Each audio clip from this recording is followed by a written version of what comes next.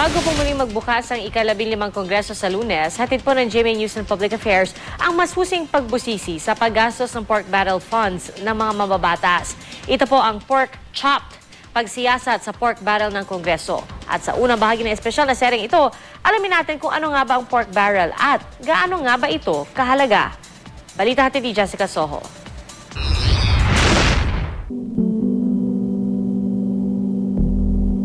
Sa mga ganitong proyekto, ginagastos ng ating mga mambabatas ang kanilang PDAF o Priority Development Assistance Fund, mas kilala sa tawag na pork barrel.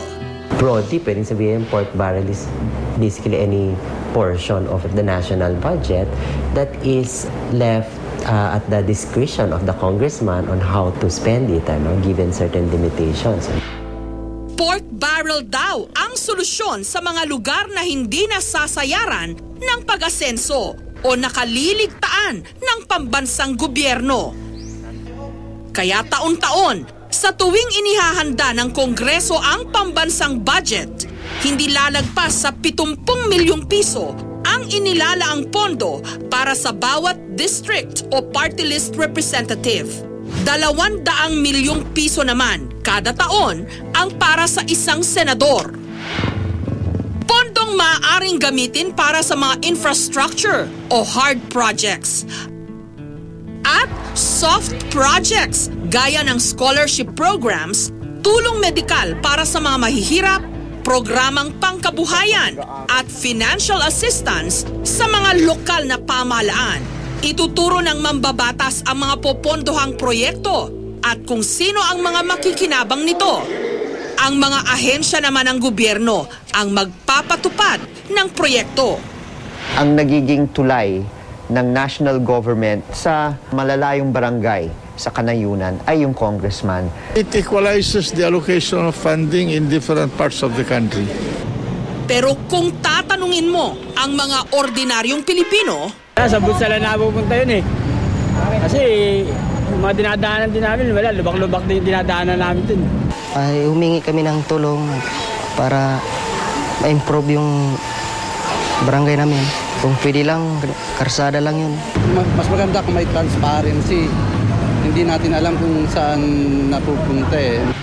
Sa loob ng mahigit isang taon, masusing binusisi ng GMA News Research ang mahigit 80 bilyong pisong pork barrel funds na sumasaklaw sa 5 magkakahiwalay na taon simula 2003. Mahigit isang taon namin ginawa to mula sa pagbubuo ng database at pag-check, pag-follow up. Ang gusto ng masagot ay saan napupunta ang pork barrel funds. Sakop ng pag-aaral ang ika-12 hanggang ika-15 Kongreso. Ang limitation namin before was yung source ng data. Kasi before, very limited yung data. Mahalagang malaman ng mga tao talaga kung anong nangyayari sa pork barrel. Dahil pera ng mamamayan yan. Bilang botante din.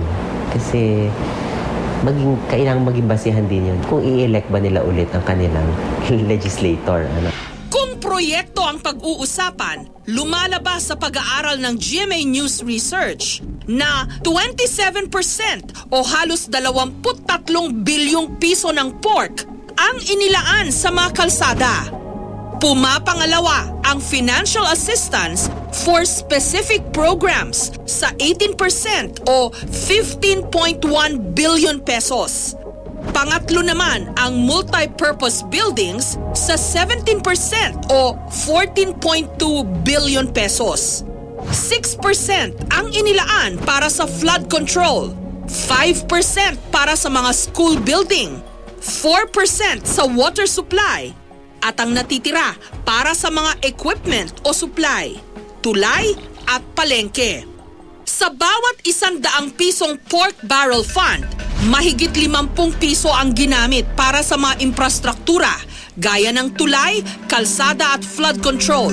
15 piso para sa pinansyal na tulong sa mga lokal na gobyerno. 12 piso ang para sa edukasyon. Tig 5 piso ang napunta sa trabaho at sa kalusugan.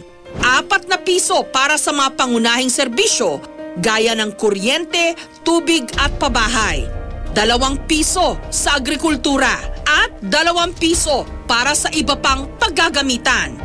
Sa 56 na probinsya, pangunahing tinustusan ng pork barrel ang mga road project. Mga multi-purpose building naman ang tila priority sa 12 mga probinsya. Habang sa 10 probinsya, nangungunang pinaglalagakan ng pork ang mga pinansyal na tulong. 7 rito, hindi tukoy kung anong klaseng tulong pinansyal. Sa buong termino ng isang kongresista, aabot sa mahigit 200 milyong piso ang matatanggap niyang pork. Mahigit 1 bilyong piso naman ang matatanggap na pork ng isang senador sa 6 na taong panunungkulan. Ito yung tinatawag sa economics na tragedy of the commons, di ba? Ang palagay ng mga tao, yung perang yon sa kongresista. Tapos yung kongresista, ang akala din niya, yun ay para sa kanya, di ba? So, wala silang pakundangan sa paggastos. Kaya sa pinakabagong serye ng mga special report na ilulunsad ng GMA News bilang pagtupad sa layunin naming magbigay ng serbisyong totoo, pipilitin naming sagutin ang tanong na marahil tanong din na bumabagabag sa mga ordinaryong Pilipino. May napapala ba ang taong bayan sa pork barrel? Higit sa pagtatanong kung paano ginastos ng ating mga mambabatas ang kanilang pork barrel, ating alamin kung saan nga ba talaga napupunta ang pork barrel ng Kongreso. Jessica Soho, GMA News.